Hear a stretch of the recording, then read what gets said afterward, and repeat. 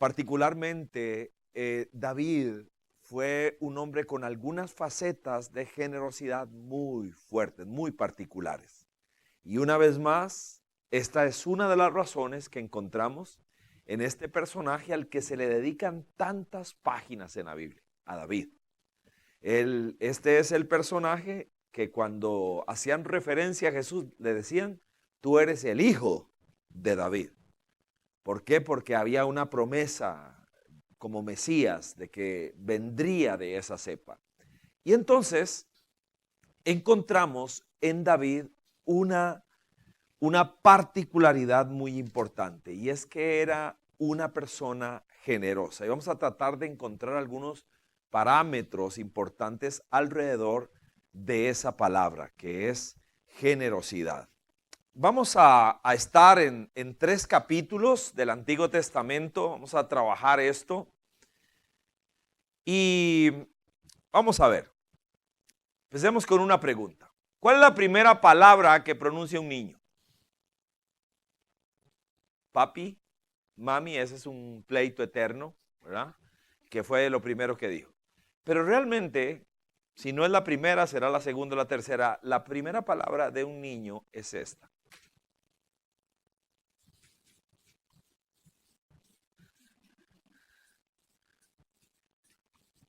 Esa es la primera palabra que un niño va a pronunciar desde las entrañas. Porque rápidamente cuando el chupón o un juguete o cualquier cosa lo encandila y le gusta, ese niño va a decir mío. Quítele un juguete o verá el berrinche o quiere algo. ¿Por qué? Porque el ser humano, nosotros no nacemos generosos. Nosotros nacemos egoístas. Nosotros nacemos posesivos.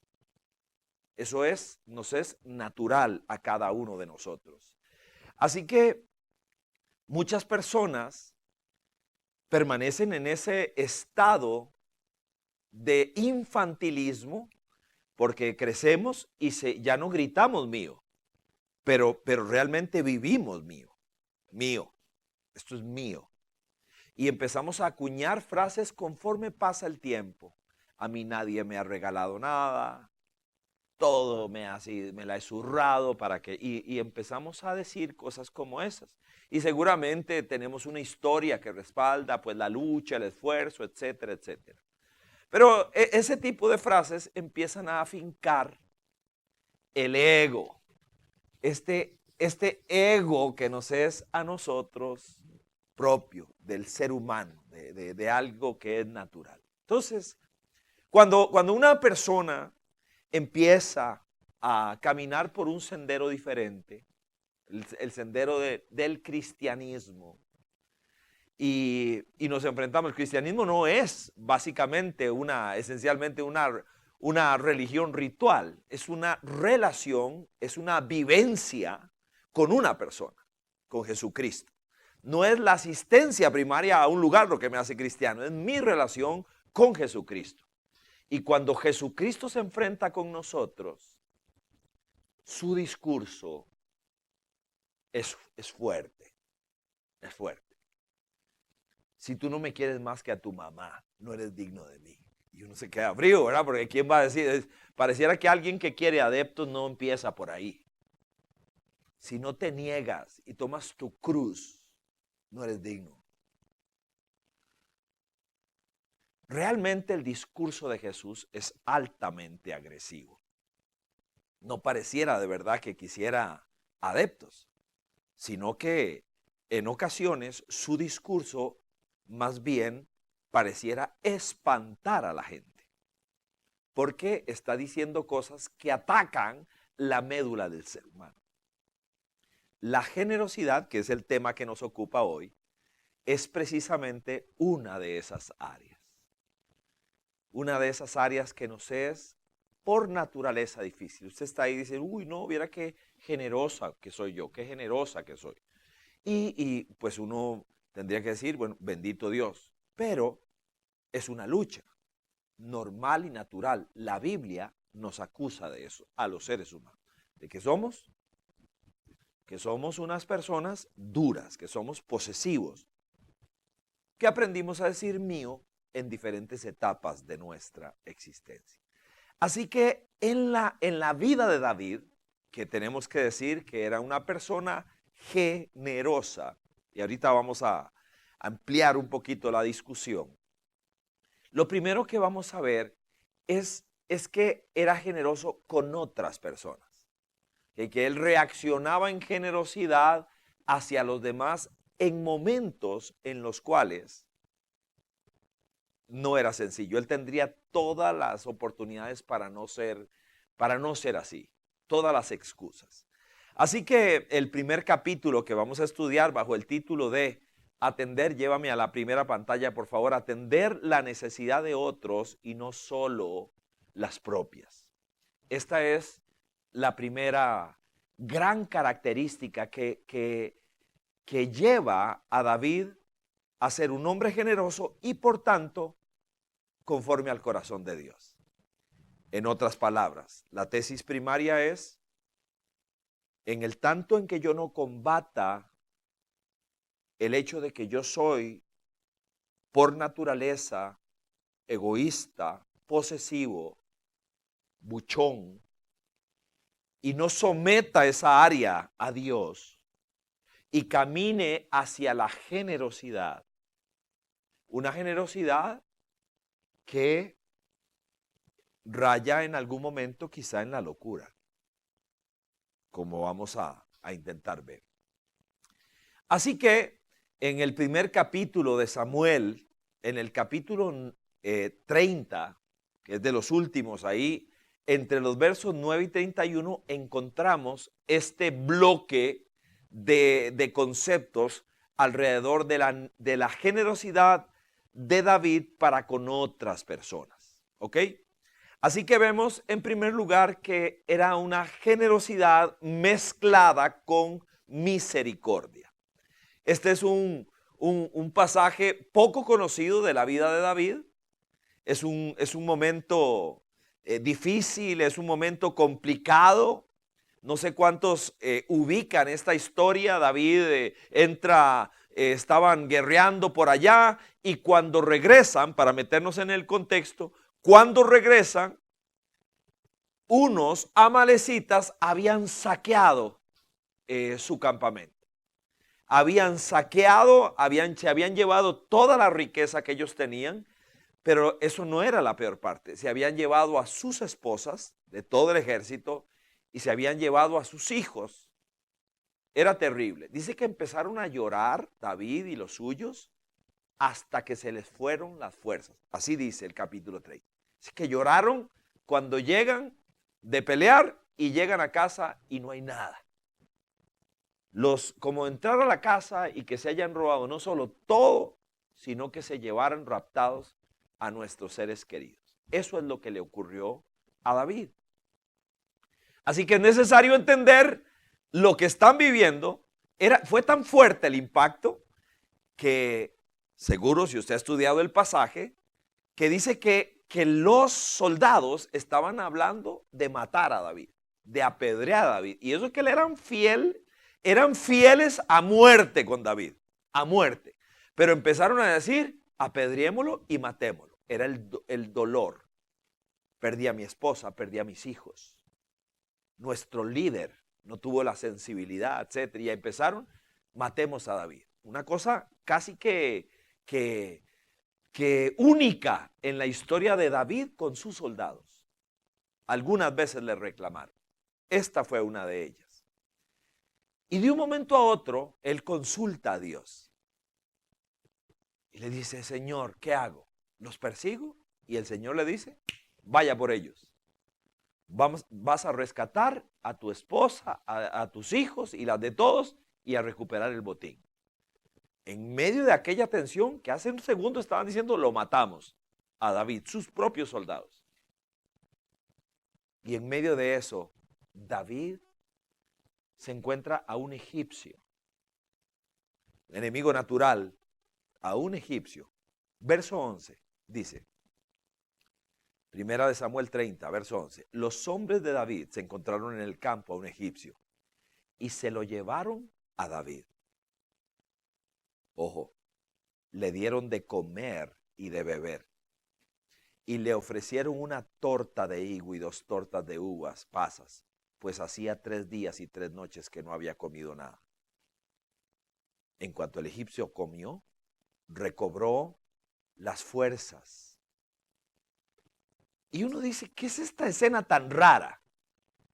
Acaban de quedarse sin familia y sin botín, sin riquezas. Y cuando van persiguiendo a aquellos, se encuentran a este. Y hay un acto extraño. Se lo traen, lo alimentan. Podrían pasar, estoy demasiado ocupado, estoy demasiado dolido, estoy demasiado preocupado, estoy demasiado angustiado, me han querido hasta matar los propios míos, pero para darle de comer a un enemigo natural. Si usted conoce la historia que está detrás de esto, este egipcio es el que termina llevándolos donde están los enemigos. Uno nunca sabe a quién vas a ayudar. Nunca sabemos a quién vamos a tenderle la mano. David fue generoso. ¿Qué palabra usar con alguien que perfectamente pudieron haber pasado? Esto es como la historia del buen samaritano, pero en el Antiguo Testamento. Una faceta de compasión y misericordia extraña, rara. ¿Por qué? Porque el estado emocional y mental es dramático. No tendría por qué parar. Mis hijos, mi esposa, pero se detienen, cuidan y alimentan a alguien que estaba ahí en necesidad. David sigue la aventura, rescata todo, vuelve a escuchar una canción en su honor. La canción que la gente hizo después de que lograron recuperar todo era esta. Esta es la canción, literalmente. Este es el botín de David. Este es el botín, y lo hacen en canción, una canción. Verso 19. Dice, nada les faltó del botín, hablando de la recuperación que tuvieron. Ni grande ni pequeño, ni hijos ni hijas, ni ninguna otra cosa de lo que les habían quitado. David también se apoderó de todas las ovejas y del ganado, y la gente llevaba todo al frente y pregonaba. Vea la canción. Hace un rato lo quieren matar, pero ahora la canción es, este es el botín de David. Me pregunto, y le pregunto, ¿qué cree que sentía David cuando le cantaban eso? Se debe sentir, digo yo, bonito, ¿verdad? Que digan, uy, pero esta palabra es aquello que nos hace decir mío de niños y de alguna manera de grandes. Y aquí empieza a ser estimulado otra vez el ego de David. Y es tan interesante, como vamos a ir viendo, cómo él empieza a cuidarse de este fenómeno. El contraste de una persona que dice mía y luego el pasaje, el texto nos muestra con ciertas características. Ve al verso 22 lo que ocurre. Dice el verso 22 de esta manera. Pero entre los que acompañaban a David había gente mala y perversa, que reclamó, estos no vinieron con nosotros. Ya a esta altura estoy avanzando en la descripción del evento, ya regresaron, y aquellos que fueron a pelear con los amalecitas ven que algunas personas que estaban siendo beneficiados por aquello que fue recuperado, dijeron, no señor, no señor, estos no vinieron con nosotros, así que no vamos a darles nada del botín que recobramos. Que cada uno tome a su esposa y a sus hijos y que se vaya. Para usted no hay nada, salvo su familia. ¿Qué están diciendo estos hombres? Mío, es mío, es mío. No lo comparto con nadie. Yo me la zurré. A mí nadie me ha regalado nada. Esa es, ¿sabe qué es lo hermoso de la Biblia? Que lee a los seres humanos, nos lee a nosotros. Nos lee. Impresionante. Y entonces nosotros vemos las reacciones de David. Generosidad y gratitud, que es la próxima imagen. Generosidad y gratitud hacia Dios, hacia los demás. ¿Cuál es la reacción de David ante ese evento? Vea el discurso de él. Recuerde el contexto. El contexto que nosotros tenemos es de que el ejército quiso matarlo hace un rato. Vamos a matarlo. Digamos que David pudo haber sido condescendiente o bajar el tono. Pero David era un hombre conforme al corazón de Dios, porque actuaba no en complacencia a otras personas. Él intentaba ser fiel con aquello que él entendía, Dios quiere de mí. Y la reacción de David es impresionante. Vea el verso 23. No hagan eso, mis hermanos, le respondió David. Esta frase es para memorizarla porque es transformadora de egos. Fue el Señor quien nos lo dio todo. Y quien nos protegió y puso en nuestras manos a esa banda de maleantes que nos había atacado. Él podría haber dicho, bien, nos la zurramos, a nosotros nadie nos ha regalado nada, yo me lo he ganado hasta el último, peleamos y todo. David sabía de quién venía todo, absolutamente todo. Y él dijo, no, de aquí nadie se va a ir sin algo. ¿Por qué? ¿Cuál es el razonamiento? Porque todo es de Dios. Todo lo que tengo, todo lo que tenemos, Él nos lo dio. Él nos lo dio. Es sencillamente un corazón generoso. Y en este sentido, la generosidad prospera. Ese es un principio importante. Curiosamente, el egoísmo, que es una suerte de idolatría por los bienes, el egoísmo y la egolatría no permiten dos cosas. Una prosperidad bíblica. La prosperidad bíblica no es solo tener cosas. Cuando la Biblia habla de prosperidad es integral. Me habla de alguien que puede disfrutar. ¿Cuál es el personaje de la Biblia a quien la palabra acusa más veces de ser una persona próspera?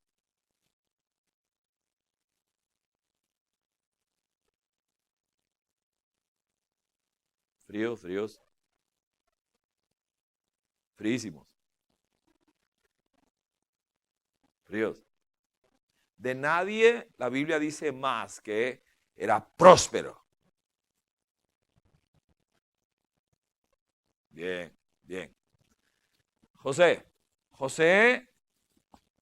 el de Egipto, dice, de nadie más veces en la Biblia se liga la palabra prosperidad que con José, en ningún lado. Y todo lo que hacía, prosperaba. ¿Por qué? Porque el Señor estaba con él y le extendía su misericordia. Qué interesante. Y esa palabra se dice él pasando el palo de piso en la casa de Potifar. Y todo lo que hacía prosperaba. Y el hombre barriendo. Y luego se dice que Dios lo prosperaba, pero ahora en la cárcel. Está prisionero y dice que la persona a cargo de la prisión, feliz con José, porque todo lo que hacía prosperaba. ¿Cómo prospera una cárcel? No sé, si es que eran barrotes no sé, así, bien, no sabemos cómo, pero dice que prosperaba todo. Y luego empieza esa prosperidad integral a ver un impacto tremendo en la vida de todas las personas de Egipto y del mundo entero. Era una prosperidad integral. Era algo explosivo lo que empezó a vivir José. Entonces, cuando nosotros hablamos de prosperidad al estilo de José, es una prosperidad integral. No es alguien que solo tiene mucho. Eso no es la prosperidad de la que habla la Biblia. En Primera de Juan, ¿se acuerda? Anhelo que prosperes en todas las cosas, así como prospera. Muy bien, es una prosperidad integral del ser. De mi mente, de mi corazón, de mi visión. Es alguien que disfruta de la vida. Una persona que solo tiene cosas, pero tiene un alma seca, tiene mucho y no disfruta nada. El libro de Proverbios dice que otros disfrutan de lo que ese tiene ahí amasado. Otras personas. Bien, hay prosperidad. Así que veamos los versos 26 y 27. Dice así: después de llegar a Siclac, David envió parte del botín a sus amigos que eran ancianos de Judá con este mensaje: aquí tienen un regalo del botín que rescatamos de los enemigos del Señor. Recibieron este regalo los ancianos de Betel, Ramot de Negev, Jatir, etcétera, etcétera. David tenía una característica más. Hemos hablado de que era amigo, de que era perdonado, etcétera. ¿Qué más? ¿Por qué es que Dios dice que era un hombre conforme a su corazón? Porque tenía una faceta generosa. Era una generosidad inteligente, guiada por Dios. De un momento a otro, para la caravana. Me robaron a mi esposa y me robaron a mis hijos. Y me dejaron limpio. Tiene todas las razones del mundo para no parar por nadie. Pero para por un egipcio que está muriéndose. Usted nunca sabe a quién va a ayudar. Y ese es el que termina diciéndole: ¿dónde están los maleantes? ¿Ok? David tiene una faceta generosa, que es una sensibilidad de inteligencia espiritual. No es una persona que se vapolla, perdóneme la forma de expresar eso, no es alguien que lo vacilan así nomás, es una sensibilidad aquí. ¿Sabe cuándo parar? La historia del buen samaritano se da en un contexto de un lugar que se llamaba el camino de la sangre. Cuando dice que bajaba a Jerusalén, era conocido el camino de la sangre, porque era sinuoso, mucha curva, y los asaltantes se aprovechaban de aquel tipo de sendero para asaltar a la gente. Entonces, había una enorme cantidad de personas asaltadas en un solo día. El samaritano de la historia supo reconocer la cita que Dios le había hecho entre el hombre en necesidad y él. La supo reconocer. Como David supo reconocer la cita entre él y ese egipcio que perfectamente él pudo pasar recto. Porque hay una sensibilidad, hay una gracia. Entonces, la generosidad se manifiesta, nunca que demos algo será en un saco roto, porque es mejor dar que recibir, ¿cierto? Entonces, ese es un principio. Pero la generosidad de la que estamos viendo a David era una generosidad muy particular. Y vienen con el botín y unos dicen, de esto no lo compartimos con nadie. Y él dice, un momentito, así no es. Y reparte. David escribía esta frase: no era un tapón, no era una represa, más bien era un canal, era un puente, un conducto de bendición para los demás. La verdadera prosperidad es una prosperidad que prospera a otros. Cuando hay una prosperidad de represa, esa no es la de Dios. Esa no es una prosperidad con minúscula. La prosperidad de Dios se reparte. Se reparte. Eso es parte de lo triste que vemos en nuestro país o en el mundo entero. Que es cuando hay una prosperidad, suele ser muy egoísta, muy concentrada. ¿Ok? Y realmente es la prosperidad de José. La gente tenía preguntas, él tenía respuestas. La gente tuvo hambre, él tenía pan. ¿Recuerda? Él tenía pan. Del mundo entero venían, porque era genial. ¿Ok? Pero era sensible, no es que de alguna manera nosotros venimos y sentimos que pues me voy a quedar allí sin absolutamente nada. No, me refiero a una sensibilidad, a una guía de parte de Dios. Y si Él pone eso, pues uno lo hace. Pero no quiero dejar de subrayar la sensibilidad que David tuvo. Seguimos. Vamos a ir a un segundo punto. David crecía en la disciplina de dar. Dar es un arte, es una disciplina importantísima. Y cuando uno vuelve a ver a David, ahora vamos a estar en 2 de Samuel 24, como pueden ver en su bosquejo, del verso 18 al 25. Es una disciplina y David la tenía. David es alguien que crece en el gozo de dar. Va a construir un altar al Señor para que una plaga cese. Ese es el contexto del verso que ahora citaba Juanca. Es impresionante lo que hay, la frase famosa de David en ese lugar. Cuando nosotros volvemos a ver esta forma en que David se presenta, déjeme ir al capítulo 24 de 2 de Samuel un instante. Ajá.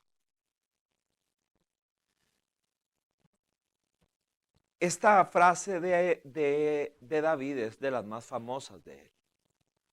Nunca le voy a dar al Señor algo que no me cueste. Es interesante. ¿Por qué? ¿Qué es lo que hay allí detrás?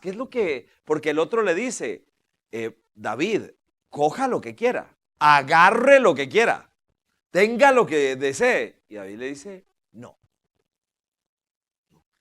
¿Está ocurriendo algo malo? No. ¿Le están dando algo que era error? No, no. Él lo que señala es que entiende que debe haber valor en lo que él otorga. Que debe haber valor en lo que él está señalando. Esa frase es sencillamente hermosa de él. Así que él crece en esa disciplina de dar. Y esta tiene premio. En ese mismo contexto, leo del verso 25. Hay una generosidad que premia, como todas las disciplinas espirituales. Ve al verso 25. Allí construyó un altar al Señor y ofreció holocaustos y sacrificios de comunión. Entonces el Señor tuvo piedad del país y se detuvo la plaga que estaba afligiendo a Israel. La generosidad trae sanidad. La generosidad trae sanidad. Eso es el principio y el valor que yo extraería de esto que estamos viviendo allí. Así como orar, no sé si esa frase la dejé en el bosquejo que usted tiene, orar me da sintonía, ayunar me da disciplina y carácter, meditar me da profundidad, ejercitarme da salud y dar trae bendición. Trae bendición, sin duda alguna. Veamos a este personaje. Este personaje. Vamos a estudiarlo en este punto. Dígame algunas cosas de este personaje. ¿Qué sabe usted de Abraham? Dígame algo de él. ¿Quién era? Padre de la fe, muy bien. Eso es lo que dice la misma Biblia, no es que se lo encajonamos nosotros.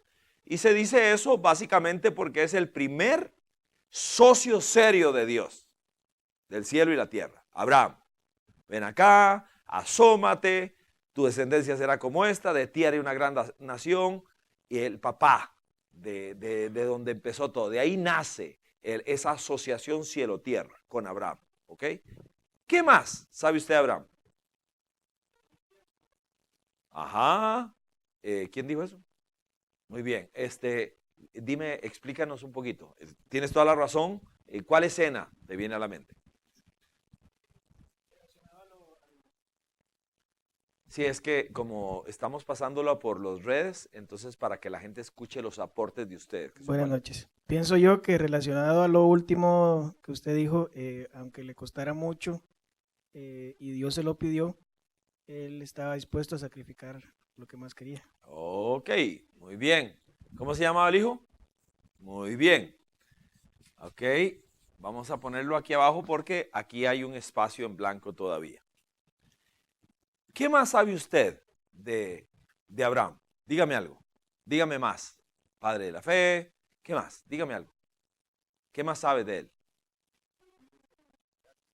Ajá. Ajá. Muy sujeto. Muy sujeto a la esposa. ¿Sí? Ajá, bueno. Ajá. Relacionado con dar, ¿qué fue lo primero que le pidió Dios a Abraham? Muy bien, muy bien. Lo primero que le pide es, deja tu tierra y tu familia. Ok, esto suena bonito.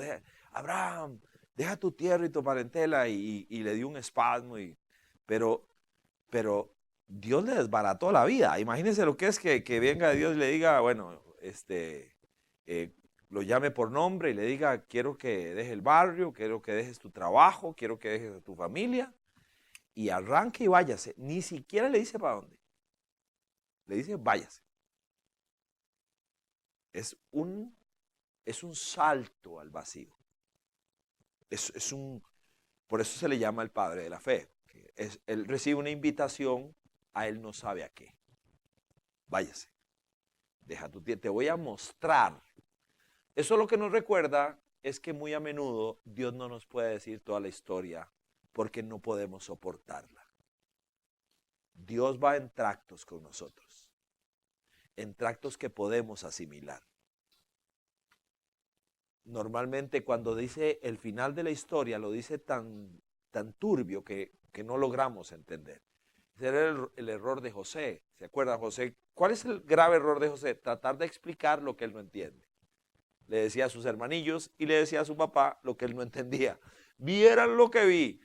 Ni sabes lo que viste. Y claro, le cayó mal a todo mundo, termina apaleado. Deja tu tierra, deja tu parentela y empieza a crecer en demanda. Dar es una disciplina en la que se crece, cada día debería crecerse más. Es personal, no es para la jactancia, es personal, pero es algo en lo que se tiene que crecer. Cuando uno vuelve a ver al hombre Abraham, lo ve creciendo. Llega un momento en que Dios le pide una cosa y le pide otra, y un día lo llama y le dice, dame a tu hijo. ¡Wow! Dame a tu hijo. Quiero. Y se lo subraya. le echa limón a la herida. Le dice, el único, el que amas, ese, dámelo. Y es que nosotros decimos mío. Abraham volvía a ver a Isaac y decía, mío, mío, es mío, es mío. Yo tengo en la pantalla de mi computadora random, conectado a las fotos que tengo ahí guardadas, y cada 30 minutos, pum, me tira en las diferentes pantallas, me cambia la foto de imagen. Y tengo muchas fotos de mi hija Valeria, de mi hijo Andrés. Y cuando los veo, los bendigo. Me salen de muchas, de la iglesia, de muchas tengo. Cuando me salen mis hijos, los bendigo. A veces frente a la imagen, porque estoy ahí hecho una mancuerna con Valeria o con mi hijo Andrés, entonces se me sale alguna lágrima porque mi hija vive hace muchos años fuera de Costa Rica y me acuerdo que es un momento para volvérsela a entregar a Dios porque no es mía, no es mía. La amo con las tripas, pero no es mía, no es mía, es de Él, es de Él, no es mía. Y tengo que recordármelo. De hecho, no hay nada que yo tenga que sea mío. Todo es de Él. Todo. Y eso es fácil decirlo. Eso es fácil decirlo.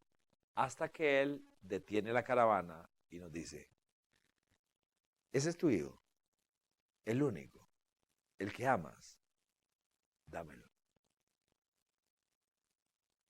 Y luego le da un beso porque no me lo negaste.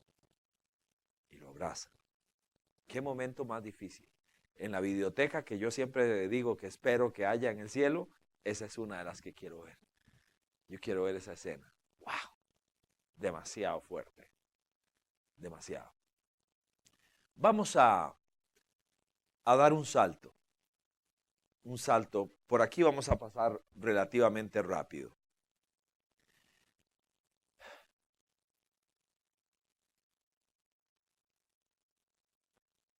La generosidad tiene una faceta muy particular con la obra de Dios. Es algo que nosotros nunca debemos olvidar. Y aquí venimos a Primera de Crónicas 29. Todo es de Dios, no es mío, es de Dios. Entonces,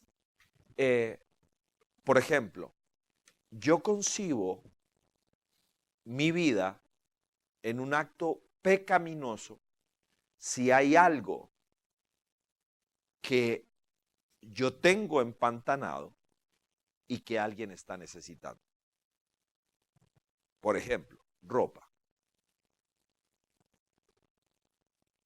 Hay un ejercicio que mi esposa y yo forzadamente solemos hacer, y es que cada cierto tiempo paramos y nos preguntamos qué de todo lo que nosotros tenemos alguien está necesitando y nosotros no lo estamos usando.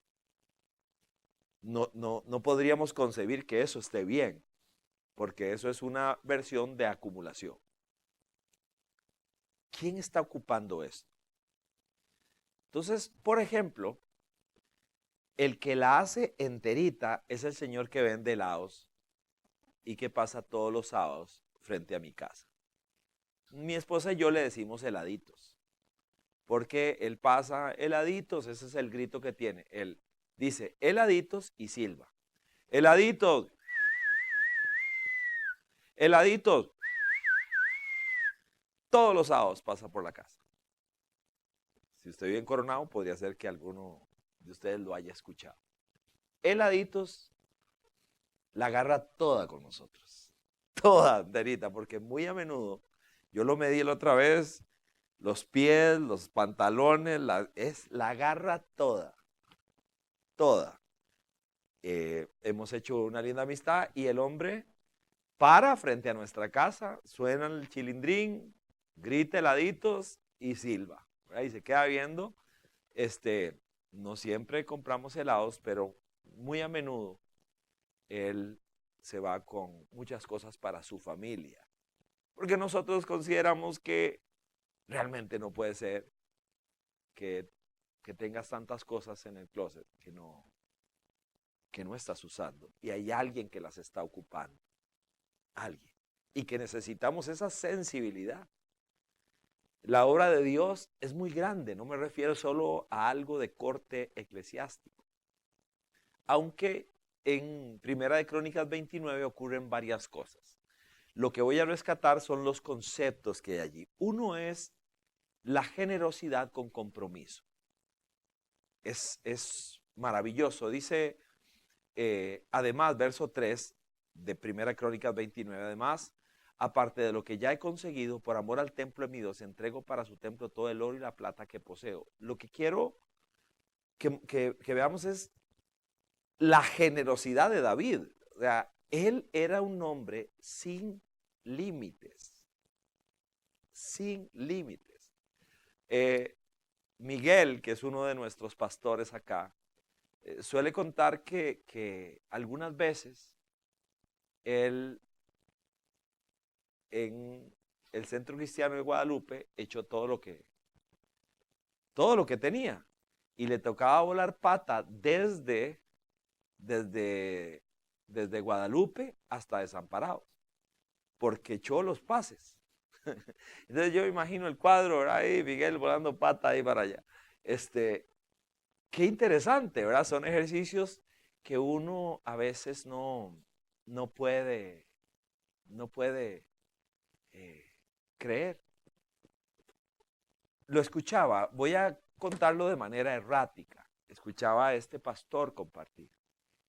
Dice que él vino y sintió en su corazón, cuando era muchacho, dar una ofrenda de corte sacrificial. Y quedó limpio en la iglesia. Entonces decía él que él dijo, estoy seguro que Dios va a proveerme a alguien que me haga ray, porque vive larguísimo. Alguien me va a hacer ray. Entonces él fue a conversar con algunas personas, así, a echarles conversona, pero el primer prospecto no la pegó, nadie sintió nada y así se fue acabando la gente en la iglesia. Entonces dice que se fue a la parada de buses y como a ver si alguien decía el milagro, mira, déjame pagártela. Y dice que vino el bus y que nadie terminó volando trole el hombre, ¿verdad? Y dice que iba renegando. Iba renegando, me fallaste, ¿cómo es posible? Y yo que creía que me ibas a responder. Dice que ahí terminó pegándose la gran caminada a su casa. Dice que pasaron 1 año, 2 años, 10 años, 15 años, 20 años. Y que un día, vivió una escena de milagro, una escena de algo de esas cosas que no pasan, que solo pasan cuando Dios se mete, que era milagrosa, muchos años después, y que en el momento en que él iba a vivir, que ni siquiera puedo registrar exactamente qué era, cuando él iba a recibir eso, ¡pam!, le vino el flachazo de aquel montón de años allá, cuando tuvo un acto de siembra con Dios. Es una dimensión. Nosotros como iglesia local siempre hemos tratado de ser sumamente cuidadosos, especialmente en medio de tanta manipulación de almas, de vidas, de tanta cosa que uno puede ver. Y realmente no queremos ser parte de eso. Pero eso nunca va a querer decir que no creemos, que Dios es capaz. Dice, da y se te dará. Medida buena, apretada y remecida, en tu regazo va a ser puesta. Nosotros lo creemos y lo vivimos. Es personal, es íntimo absolutamente. Dar con alegría es un inexplicable gozo. Dice el verso 9, el pueblo estaba muy contento de poder dar, y esta es una palabra para subrayar, voluntariamente sus ofrendas al Señor. Y también el rey David se sentía muy feliz. La palabra voluntad la vuelvo a subrayar. En el verso 6 dice, entonces los jefes de familia, los jefes de las tribus de Israel, los jefes de 1000, de 100 soldados y los encargados de las obras del rey, hicieron sus ofrendas voluntarias. La siguiente palabra que rescato es la palabra privilegio. Verso 14, después de todo el mundo dando, todo el mundo siendo generoso, ese corazón generoso, dice el verso 14, ¿quién soy yo? ¿Quién es mi pueblo? Para que podamos darte estas ofrendas voluntarias. En verdad tú eres el dueño de todo y lo que te hemos dado, de ti lo hemos recibido. Y el verso 19 rescata una última palabra, que es la palabra integridad. Dale pues a mi hijo Salomón un corazón íntegro para que obedezca y ponga en práctica tus mandamientos, preceptos y leyes. Permítele construir el templo para el cual se ha hecho esta provisión. Así que este es un semblanteo rápido de una faceta del corazón de David muy interesante. Su generosidad. Su generosidad. Y leo un par de textos más. Dice especialmente el verso 11 de Primera Crónicas 29. Dice así. Tuyos son, Señor, la grandeza y el poder, la gloria, la victoria y la majestad. Tuyo es cuanto hay en el cielo y en la tierra. Tuyo también es el reino, y tú estás por encima de todo. Creo que el corazón generoso empieza a desarrollarse y a fortalecerse cuando una persona sabe que todo es de él y que soy un administrador temporal de las cosas que Dios ha puesto en mis manos. Esto no es para nada sencillo. Mi mentor, uno de mis mentores se llama José Satirio dos Santos. Los líderes de la iglesia lo van a conocer, si el Señor así lo permite, el próximo enero, porque en el Congreso de las Vidas Abundantes, donde vienen los líderes de las 20 y resto de vidas, él va a estar aquí, va a compartir con nosotros viernes y sábado. Estamos intentando que pueda quedarse al domingo, por lo menos a una de las reuniones. Y él es un hombre extraordinario en esto, extraordinario, una cosa muy impresionante, la relación que él tiene con Dios. Yo lo vuelvo a ver y realmente me siento a veces como tan impresionado. Yo digo que es como Pablo, pero en esta época. Es un hombre con una fe, con una capacidad. Y una de las cosas que siempre le ha reclamado los amigos es que él no tiene nada. Cuando se dice eso es porque Dios lo ha bendecido mucho, pero él es apasionado con las misiones. Todo lo que le llegue a la mano, él lo convierte en plata para las misiones. Ha fundado 300 iglesias en el mundo. 30 en Bután. Usted no sabe que existe Bután y yo tampoco. O sea, es allá, es un hueco, ¿verdad? Por el Tíbet, allá, budistas, 30 iglesias ha fundado ahí. Y la sostiene con plata colombiana. La iglesia de Cúcuta y todas las demás iglesias sostienen las misiones exóticas que tiene allá. Es un ministerio muy fuerte. Ahora tiene un apartamento que le regalaron sus discípulos. Los pastores de las 300 se juntaron y lo pusieron a nombre de la esposa, doña Nair, porque si no saben que lo suena, inmediatamente lo suena. Ese es el pastor Satirio. Y llegaron a la conclusión que era perder el tiempo. Decirle que tenga, porque él todo lo convierte en dinero para las misiones. Él sueña que más iglesias en lugares como ese, que es su sueño. Desde muchacho, que vio un papel en un autobús que decía Bután, el lugar donde Dios no es conocido. Y él dijo, yo voy a hacer que lo conozcan. En Bután, siendo un muchacho descalzo, lo van a conocer. Un hombre extraordinario, extraordinario. Tengo el privilegio de crecer a su sombra. Solo lo puedo ver como 2 o 3 veces al año, pero me nutro mucho de él. Y es un modelo muy fuerte para mi vida. Creo que todos necesitamos modelos vivenciales. Gente que pueda decirnos lo que Pablo dijo en 1 Corintios 11:1, que es bien fregado, fregadísimo. 1 Corintios 11:1 dice, sé imitador de mí, así como yo lo soy de Cristo. Imagínese usted. ¿Quién puede decir eso? Qué rudo, qué rudo. Ok, Pablo lo dijo. Hoy necesitamos modelos vivenciales. Gente que sin palabras pueda decir eso. Puedan vivir de tal manera que sean un desafío a la vida de otras personas. Hoy necesitamos eso porque el cristianismo hoy es muy nominal. Muy nominal. Muy de ligamen religioso, más que de una vivencia personal con Jesucristo. Así que esta faceta de David es milagrosa.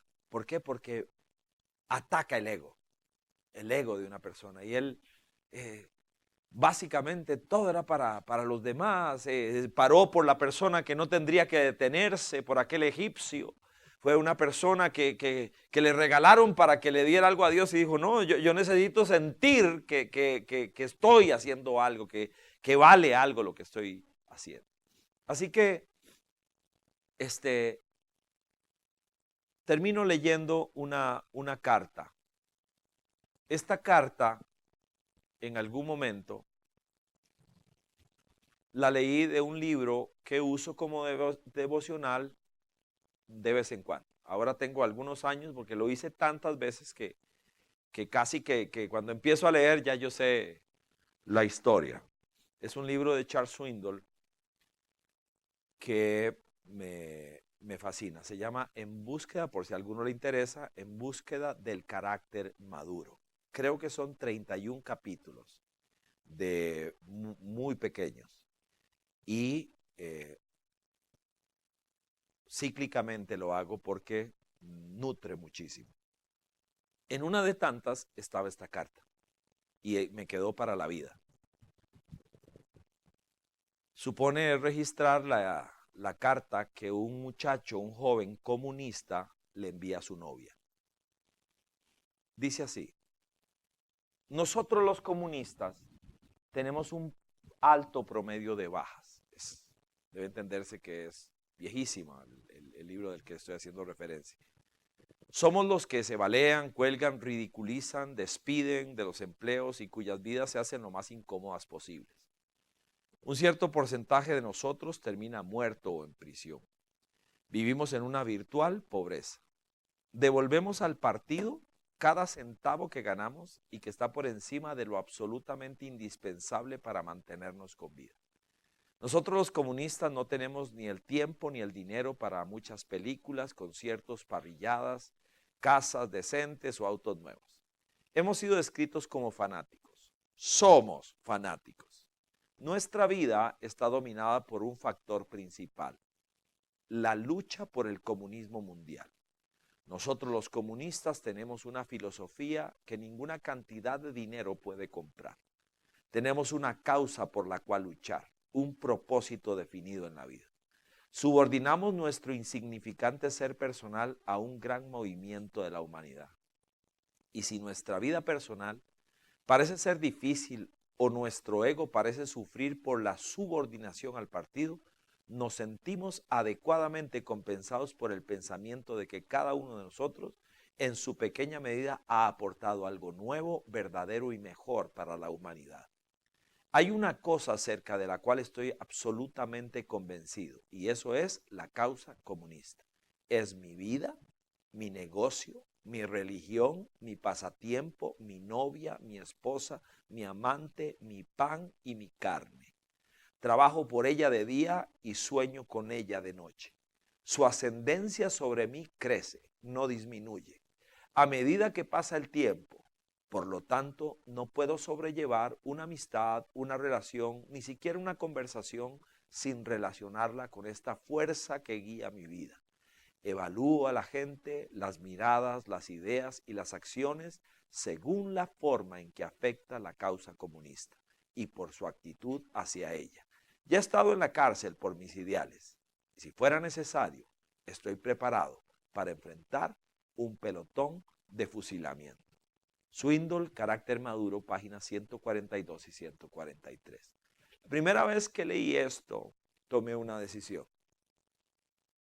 Yo iba a intentar vivir con tal compromiso a Jesucristo que este hombre, si me conociera, se sintiera avergonzado de su liviandad.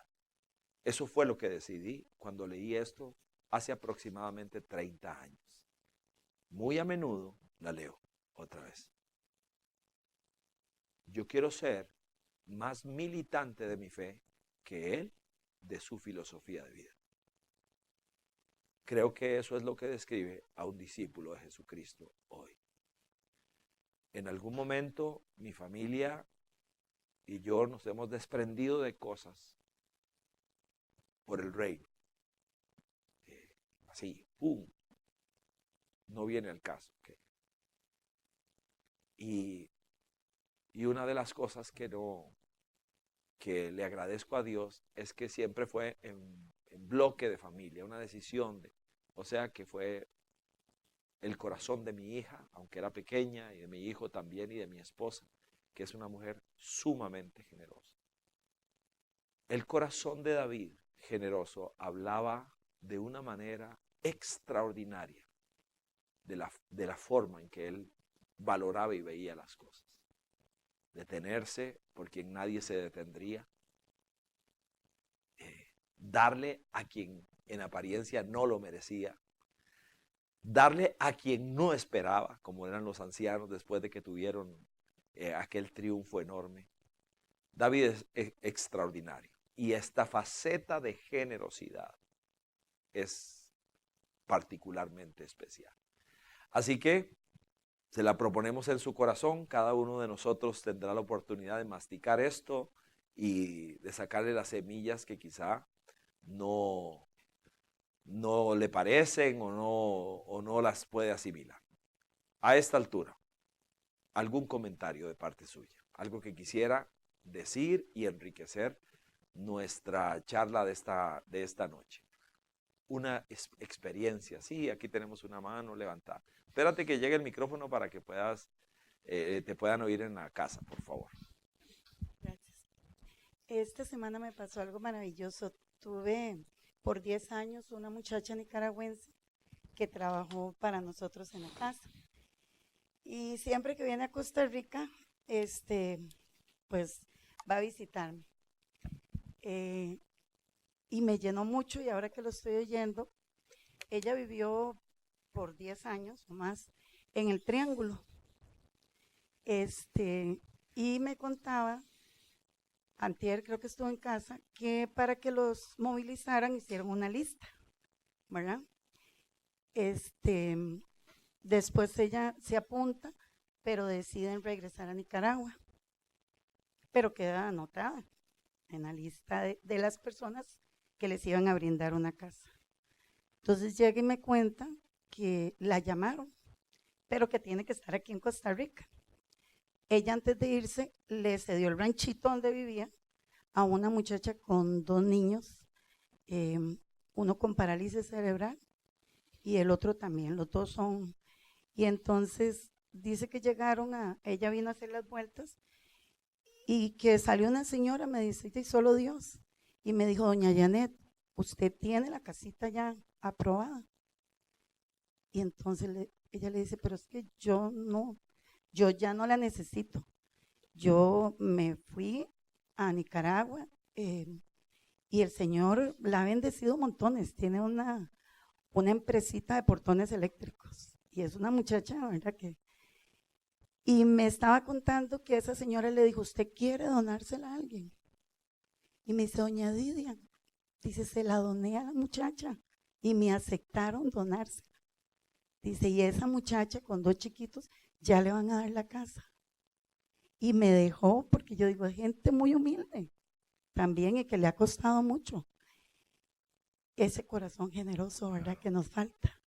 Y que me quedé, bueno, que yo lloraba porque yo le decía, Janet, ¿qué corazón? Me decía, doña Didia, yo no la necesito. Tengo mi casa, mi terreno. Vean, tiene 2 camiones. Y ella me dice, yo la vi a usted trabajar y yo aprendí. Y yo, de verdad, a mí me faltó un montón. Y me dice, se la di. Y mi amiga vive en Guadalupe en una casita que le dieron de él.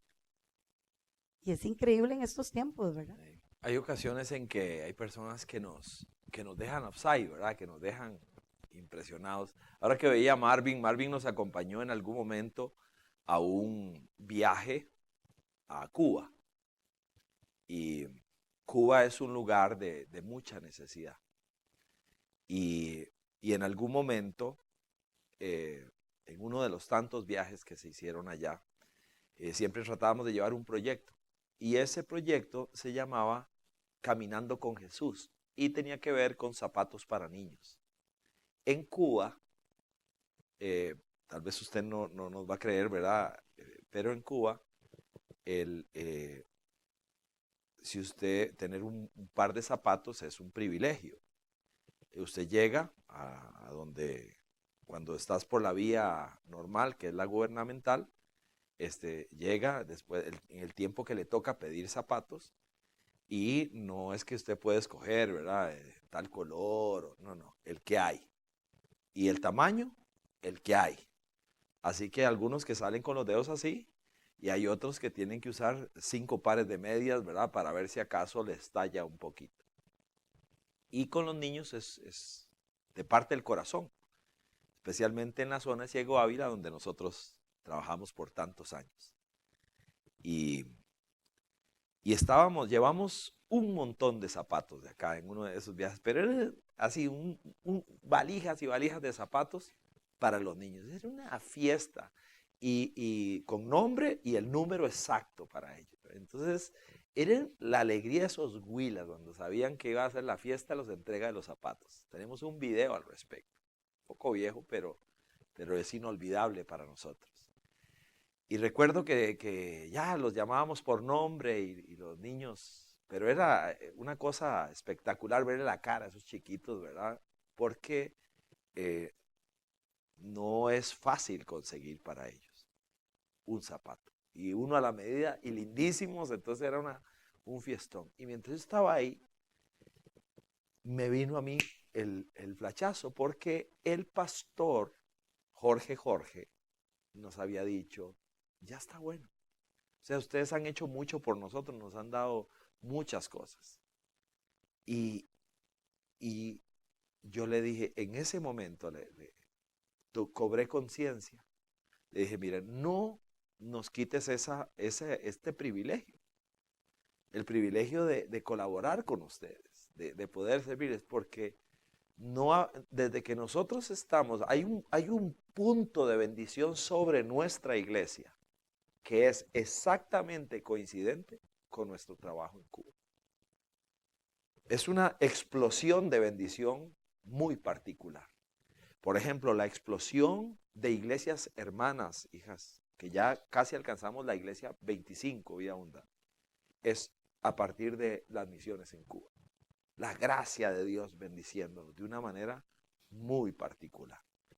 Nunca será de extrañar una vaca flaca que venga y le toque la puerta, porque seguramente usted sabe lo que es que una vaca flaca llegue y le haga buenas, ¿cómo está? Pero nosotros conocemos el final de la historia siempre. Póngase de pie, vamos a orar porque A ver, ¿por qué me van a acompañar orando esta semana? ¿Ah? Liberia, terreno y el direccional. Señor, gracias por este rato. Te pedimos que te glorifiques. Gracias. Queremos aprender a desarrollar un corazón conforme al tuyo.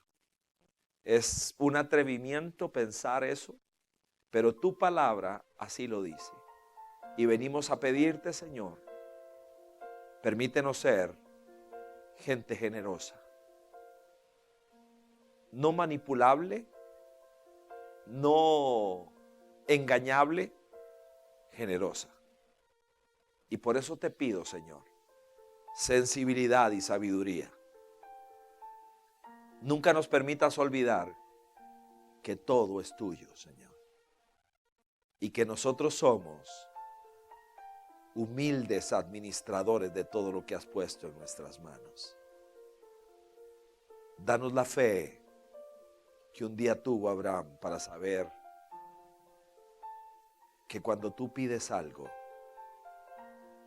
es lo mejor que me puede pasar a mí. Que nunca su hijo Isaac fue tan de él como cuando se lo entregó a Dios. Permíteme saber esto. No es fácil, pero cincélalo en nuestro corazón y en nuestra mente. Te pido, Señor, porque nuestro país vive momentos difíciles. 300,000 personas sin trabajo. Y uno se pregunta, ¿qué sienten? ¿Cómo la están pasando? Qué difícil. ¿Cómo visten a sus hijos? ¿Cómo les dan el pan? Permite, Señor, que la iglesia desarrolle un corazón conforme al de Dios. En el nombre de Jesucristo, Señor, que la iglesia, no me refiero a la nuestra, me refiero a la iglesia, sea lo que tiene que ser en un momento como este. Sigue volcando mesas y enderezando algunas. Sigue y ayúdanos, Señor. Por Cristo, que así sea. Amén.